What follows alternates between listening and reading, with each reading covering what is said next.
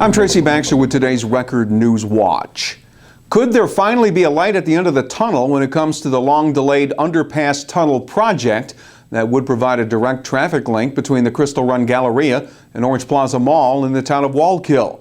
This morning, town, state, and federal representatives met at the site to talk about the bureaucratic snag that's tied up the $9 million project.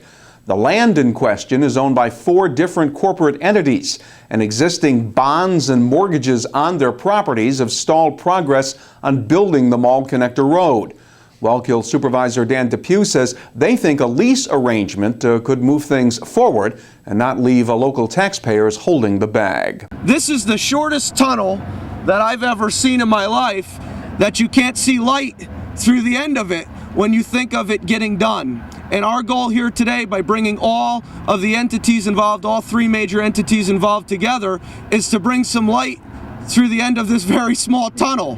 What we would like to do is encourage the state DOT and the federal DOT to have the confidence to move forward in an agreement which would allow the town the option to lease this property required to do this improvement for whatever the lifespan of the capital improvement would need to be, whether that's 20 or 30 years, that's up to them. They do their job well. They can determine what that would be. And we think what that will do is it will put the decision of what the property owners want to do with their property solely in the hand of the property owners, and take it out of the hand of the bond service providers, which in many cases prevent them from doing these things because they're in the Cayman Islands or they're in, out of state, and they don't see how important these projects are to the local communities. No predictions are being made about when the tunnel can be opened. When it does, officials say it'll relieve a good bit of the congestion that faces motorists on that section of Route 211.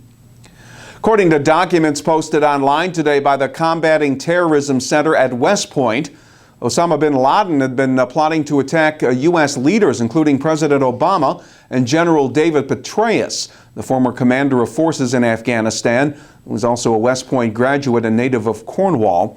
And the correspondence released through the West Point Center indicated that bin Laden was upset with the poor planning of al-Qaeda, spin-off terror groups, and their inability to win widespread public support. Reporter Michael Novenson will have the full story on the West Point Combat Terror Center's work in presenting the bin Laden documents. That's in tomorrow's Times-Herald Record and right here at Record Online.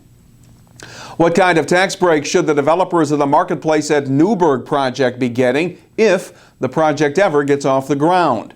People were weighing in earlier today during a public hearing at Town Hall, and many who spoke weren't happy with Marketplace's requested incentives, including $9.9 million worth of property tax breaks over 15 years and mortgage and sales tax incentives.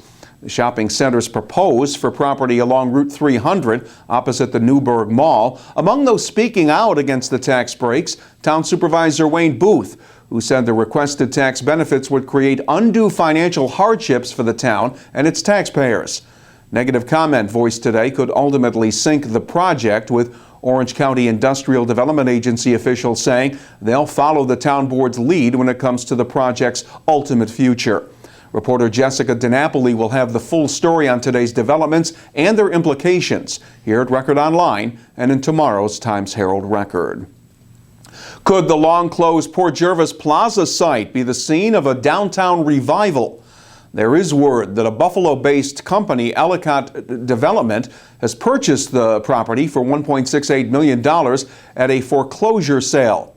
Port Plaza was ordered closed and ruled uninhabitable because of flooding damage sustained last June that then led to the discovery of other serious structural problems in the Pike Street Strip Mall. The property went into foreclosure last August. Port Jervis Mayor Russ Potter says once the deal is finalized, he will reach out to Ellicott Development to learn of their plans for the property. Well, there is speeding and then there is speeding. A Saratoga County man is facing a host of charges for flying down the thruway on his motorcycle Wednesday, hitting speeds of up to 170 miles an hour. Nicholas McCarthy's wild ride began in the Albany area and ended in the midst of traffic congestion in the southbound lanes of the thruway near the New Paltz interchange. State police initially tried without success to pull him over before the traffic slowed. Charges against McCarthy include fleeing a police officer, reckless driving, speeding, and driving without a motorcycle license. He reportedly told arresting officers that his bike could easily go over 190 miles an hour. And a group of elementary school students in Port Jervis didn't ride the bus to school this morning. They formed their own. This morning, staff at Anna S. Cool Elementary School created their first ever walking school bus. School children who are considered walkers but are often driven to school were encouraged to become part of a group walking to school this morning. The Walking School Bus Project is one of the ways the district is fighting childhood obesity by promoting various forms of physical activity. A lot of the children that are considered walkers to school are driven to school for various reasons, but we wanted to plan a fun, coordinated walk to school with some of the teachers and PTA members and parents, and we're stopping at each intersection along Kingston Avenue, and we're asking the children that live in that area to join us at a designated bus stop. More than 73 walkers got involved this morning, many wearing yellow, in keeping with the school bus theme. Sexton says more walking school bus days will be planned, and today's event served as a run-up to the district superintendent's fitness challenge, Delaware River Run, in downtown Port Jervis, coming up this Sunday. The threat of a passing shower will stay with us through Saturday. The Friday forecast features a mix of sun and clouds with a chance of a thunderstorm, and it'll be warm with temperatures climbing into the low 80s. Pretty much the same story for Saturday. Sun and clouds with a shower a possibility, but temperatures are expected to top out in the middle 70s. Keep clicking back here at Record Online to stay on top of breaking news and get a complete wrap-up of all that's happening by picking up tomorrow's edition of the Times-Herald Record. For Record Newswatch, I'm Tracy Baxter.